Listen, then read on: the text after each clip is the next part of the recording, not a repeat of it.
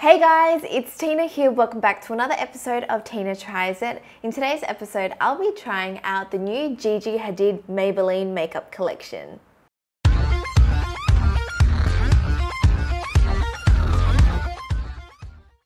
As some of you may know, Gigi Hadid recently collaborated with Maybelline and created her own makeup collection. Now, she didn't launch just one collection, she launched 3. So I was recently sent her entire range, so I'm going to try a little bit of everything in today's video. We have a lot of products to get through, so I'm going to try to make this video as short and sweet as possible. I'm going to be starting off with this. This is tinted primer, and there's 2 colors. There's light medium and medium deep. Now, because this product is called a primer, it is a little bit confusing. It's not meant to go all over the face. It's meant to go on the areas that you want to sort of like contour or bronze up. So treat it like a liquid contour or bronzer.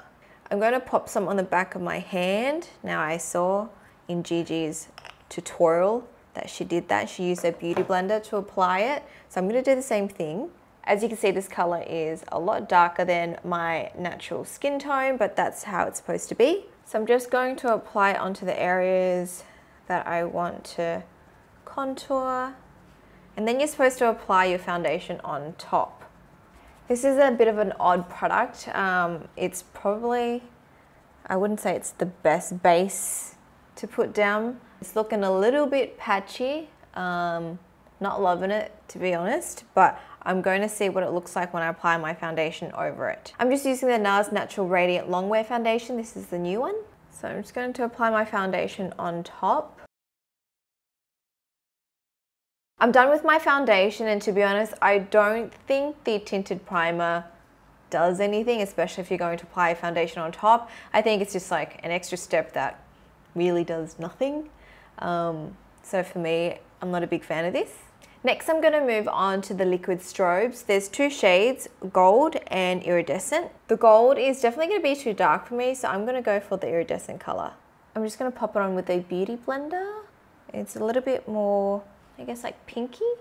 It's not like a crazy obvious beaming highlight. It's just like a nice illuminator. And I feel like it looks quite natural on the skin. So I do like this one. And I feel like if you want like a dewy finish to your base, you can mix it in with your foundation and that would work really well. Moving on to the Jet Setter palette. This has a little bit of everything and is meant to be perfect for travel and on the go.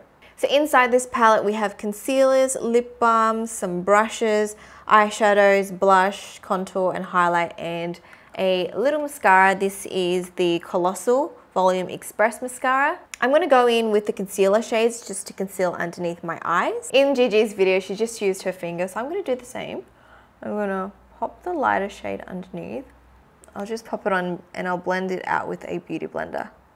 So far, it's pretty blendable. The only bad thing about this is there's only 2 concealer shades, so it's not that versatile. I don't think it has like crazy full coverage, but for me, I think it's enough. Next, I'm going to apply these lip balm or lip gloss shades.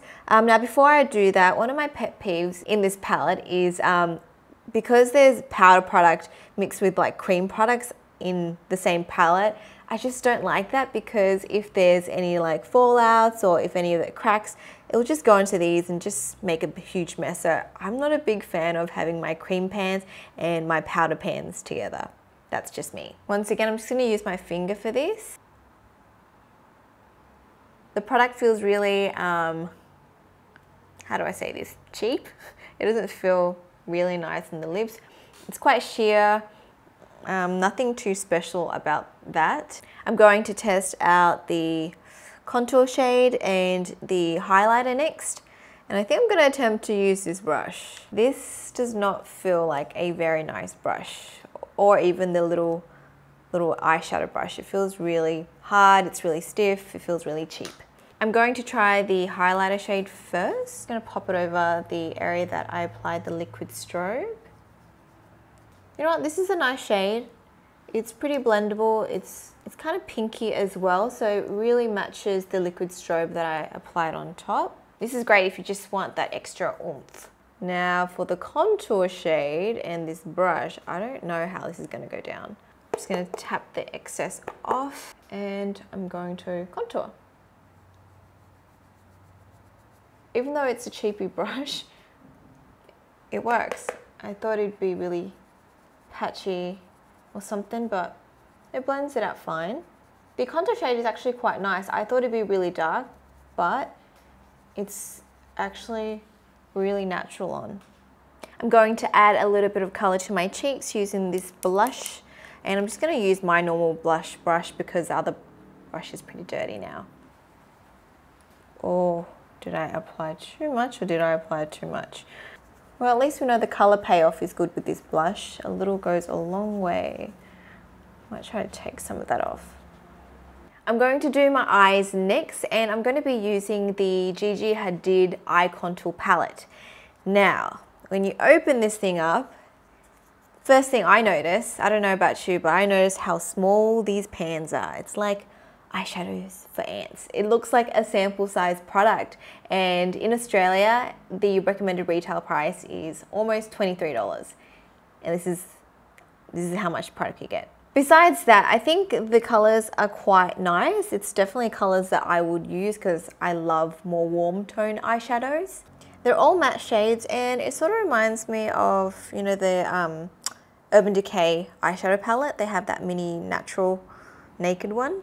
I'm going to apply the first shade onto my brow bone first. First thing I notice about this is I can just tell there's going to be a lot of fallout already. Just when I put the brush onto the pan, it's just already crumbling.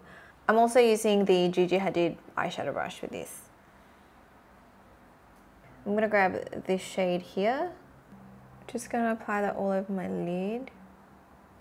Her brushes are okay. They're not the best brushes I've ever used, not the worst either.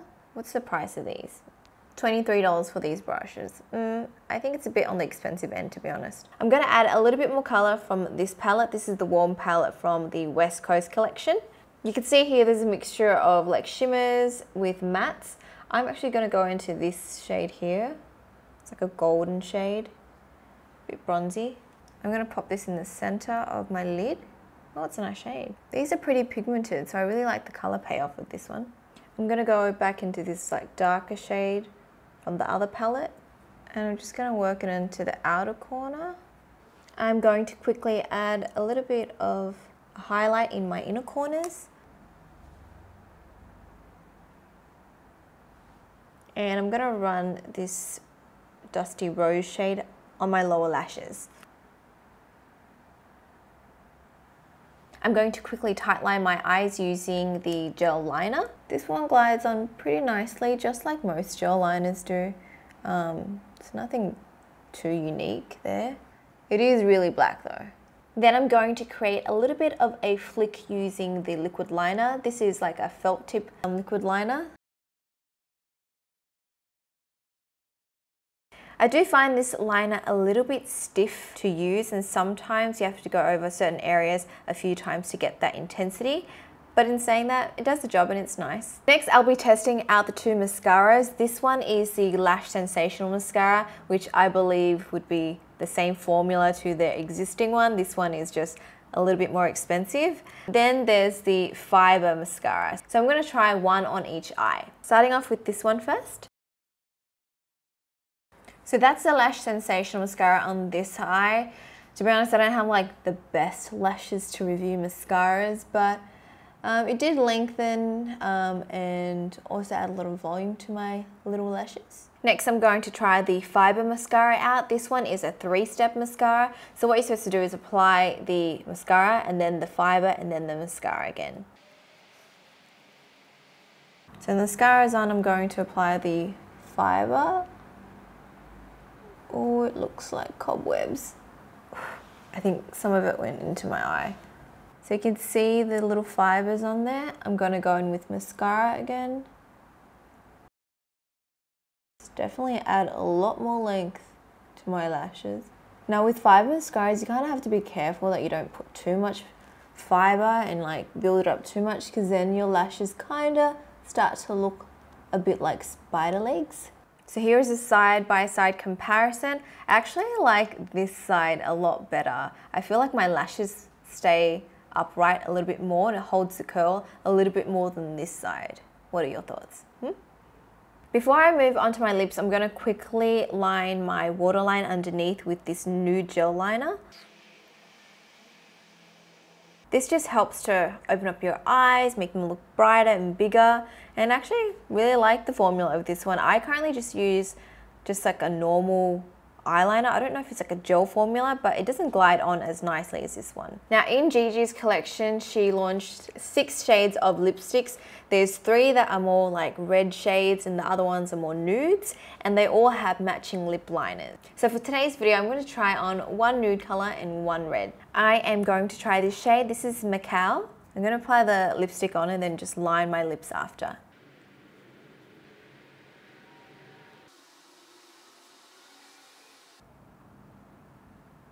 And for the red, I'm going to try out Austin.